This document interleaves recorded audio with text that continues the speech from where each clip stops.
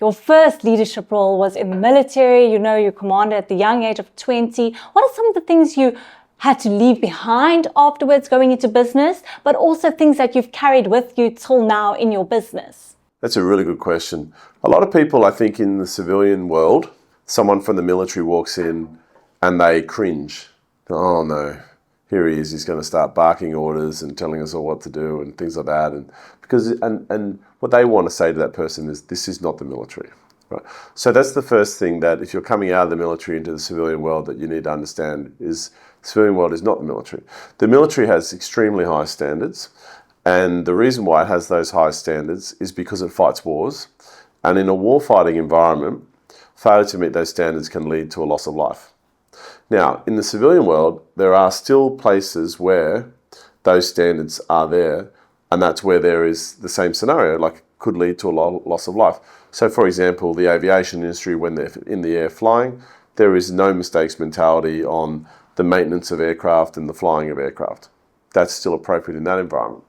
If you go into a hospital, like in a surgical environment or things like that, again, no mistakes environment. But generally, if you're in a marketing company, it's okay, chill out, And so what happens is, I think you have to just make sure you reflect on, what personal standards are you applying to yourself and what are you expecting of others. So one classic is timeliness. In the military, they are ruthless about time, because if you're not ready for the attack when the attack starts, that can make the attack fail. So, and certainly in a civilian world, turning up to meetings on time and things like that is good professional courtesy, but it's not the end of the world if someone had to do something with their kids and that made them late for work, and they're normally on time, but not that day. It's not the end of the world. So we just need to scale back those expectations a bit. The other thing I think that you have to remember is that you're actually very privileged in the military to have served in the military. Because, for example, when I joined the military, I went to 18 months of full-time officer training where I got paid a salary to train for 18 months. And then I went into an organisation that was purely always focused on training. They say in the military, either fighting wars or training for wars. That's it. In the commercial world, people haven't had that much training. Some of them are lucky to get any training at all, and they learn it all on the job. Maybe they went to university or did a trade certificate, but then they're pretty much on the job. So often I have to remind myself a lot of the things that I take for granted, other people around me don't, because they haven't had the privilege of that training. And I think that's the other thing too. So adjust your expectations of the people around you is my message to people who are leaving the military coming forward. In terms of what to take with me and for them to take with them, is the military does a lot of things very well.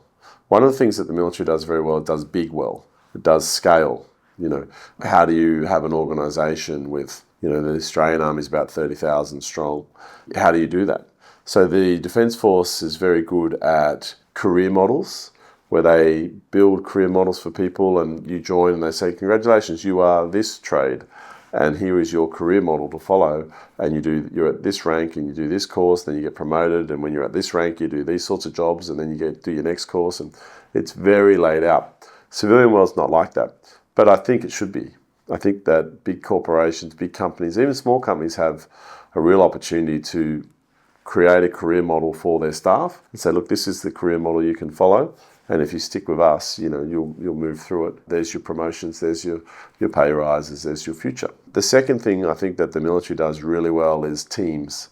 And the military is built on teams of teams. The Australian Army, or any army, the basic building block of any army is what they call the rifle squad, right, or the rifle section, which in the Australian Army is about 8 guys. And I think the last time I worked out, there is 256 rifle sections in the Australian Army. And every single one of those rifle sections is organised exactly the same way. The section commander has done exactly the same courses, has the same rank, has about the same amount of experience. The section 2OC is about the same, and everything's the same. So that's the way they build, the way you build an army is through what they call capability bricks. And so 3 of these sections make a platoon, and 3 platoons make a company, and 4 companies make a battalion, and 3 battalions make a brigade, and that's the way they do it, right? So if you're trying to build a business or build an organisation, it's best to put people into teams, because the team leader is experienced, has been in the team for a while, knows how everything's done. The newest person is not expected to know everything. Often businesses make the mistake to hire someone and they throw that person out into the field on their own, and that person doesn't necessarily succeed because they're set up to fail. Whereas when you have teams and everyone's held accountable as a team, work together as a team, new people get time to find their feet, there's an opportunity for promotion because someone gets to be the team leader, etc., etc. People, by the way, perform much higher. The levels of productivity of an individual who's in a team is always much higher than an individual who's working on their own, because people will let themselves down every day, but they will not let their team down. You know, so a great example is if you go to the gym by yourself, you will miss, and no personal trainer or no gym training buddy, you'll miss sessions all the time.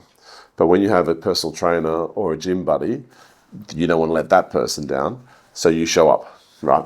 And the same thing happens when you have people working in teams. They don't want to let the team down, so they work harder, they show up more.